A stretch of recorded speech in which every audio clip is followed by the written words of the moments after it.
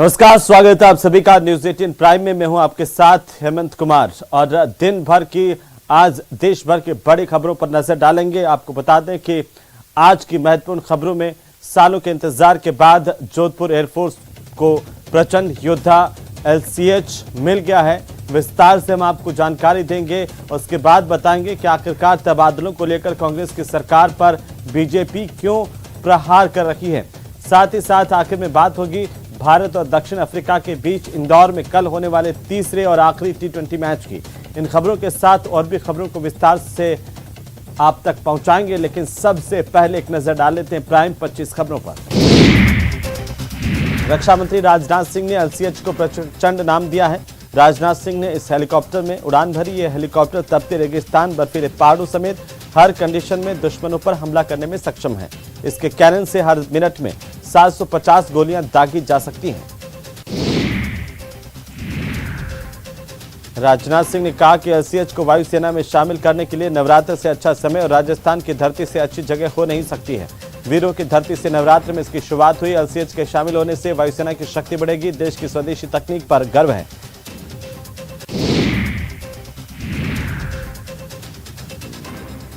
वहीं राष्ट्रपति द्रौपदी मुर्मू आज 2 दिन के दौरे पर अहमदाबाद पहुंची। यहां पर उन्होंने साबरमती आश्रम पहुंचकर राष्ट्रपिता महात्मा गांधी को श्रद्धांजलि अर्पित की, फिर चरखा चलाया। उनके साथ राज्यपाल आचार्य देवव्रत और CM भूपेंद्र पटेल भी मौजूद रहे।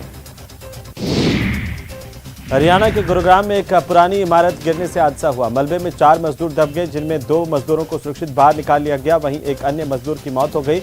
इसका शव मलबे से बाहर निकाला गया। देश के एयरस्पेस से गुजर रहे एक विमान में बम होने की खबर मिलने के बाद भारत की खुफिया एजेंसियों में हड़कंप मच गया। ये विमान ईरान की फ्लाइट थी और ईरान से चीन की ओर जा रही थी। तभी एक विमान ने दिल्ली में इमरजेंसी लैंडिंग की अनुमति मांगी। बताया गया कि विमान में बम है। भारत की सुरक्षा एजेंसियों ने इस विमान को लैंडिंग की अनुमति नहीं दी। बिहार में दशहरे को लेकर के तैयारियां तेज हो गई। पटना में दशहरे के मौके पर रावण दहन को लेकर पुतला बनाने की तैयारी चल रही है। कारीगर ने बताया कि 70 फीट का रावण, 65 फीट का कुंभकर्ण और 60 फीट का मेघनाथ बनाया गया है। महाराष्ट्र के औरंगाबाद में जालना में पीट लाइन और कोच अनुरक्षण सुविधा शिलान्यास कार्यक्रम का आयोजन किया गया। कार्यक्रम में केंद्रीय रेल मंत्री अश्विनी वैष्णव शामिल हुए। उन्होंने कहा कि PM मोदी ने बड़ा परिवर्तन किया कि देश के महत्वपूर्ण स्थानों को किस तरह से सड़क या रेलवे से 100% जोड़ा जाए, इसका मास्टर प्लान बनाकर आगे बढ़ना होगा। अयोध्या में दीपोत्सव की तैयारी तेज हो गई है। इस बार कुल 16 लाख दिए जलाए जाएंगे।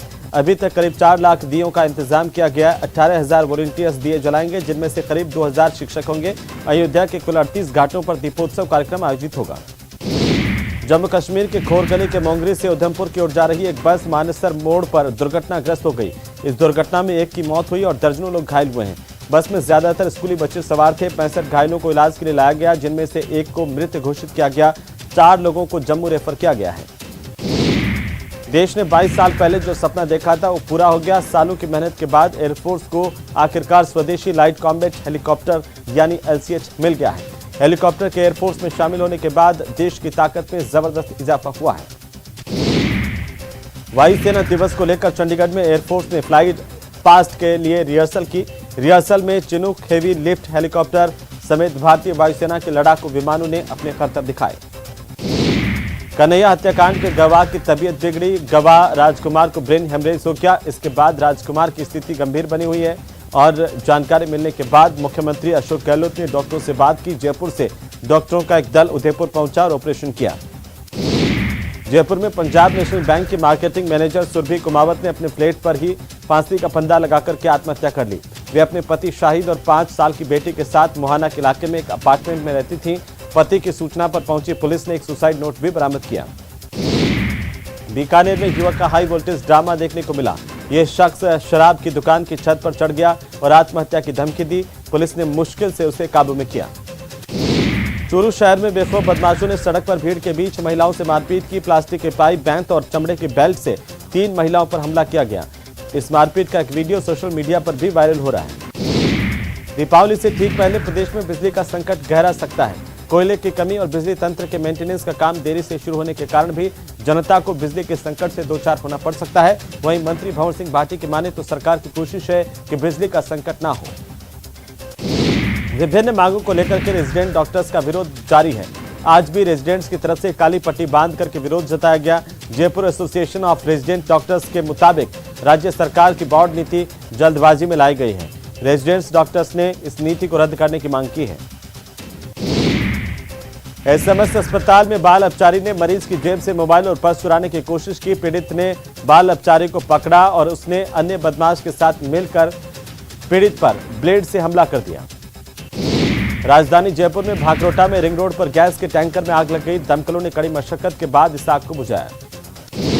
जयपुर की मोहाना मंडी में कचरे के ढेर में आग लगी। गनीमत रही कि आग की लपटें आसपास मौजूद फल सब्जी की कच्ची दुकानों तक नहीं पहुंची, वरना बड़ा हादसा हो सकता था। नवरात्रि के 8वें दिन शीला माता मंदिर में भक्तों की लंबी कतारें रही। महागौरी की पूजा अर्चना करते हुए लोग नजर आए और सचिन पायलट भी शीला माता मंदिर पहुंचे और पूजा अर्चना की। राजधानी जयपुर में वन्यजीव सप्ताह के तहत जागरूकता कार्यक्रमों को मनाए जाने का दौर जारी है। वन्यजीव सप्ताह के तहत जयपुर के हाथी गांव में भी वन्यजीव संरक्षण का खास कार्यक्रम आयोजित किया गया।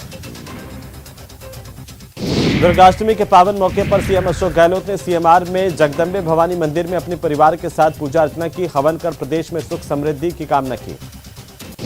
मुंबई समेत देश भर में नवरात्रि की धूम है। फिल्म अभिनेता ऋतिक रोशन दुर्गा पंडाल पहुंचे और फाल्गुनी पाठक के साथ गरबा करते हुए नजर आए। मुंबई में बीजेपी के मराठी डांडिया फेस्टिवल में अभिनेता रणवीर सिंह जमकर डांस करते हुए नजर आए। रणवीर सिंह ने फिल्मी गानों पर जमकर डांडिया खेला। रणवीर सिंह को देखने के लिए बड़ी संख्या में लोग उमड़े।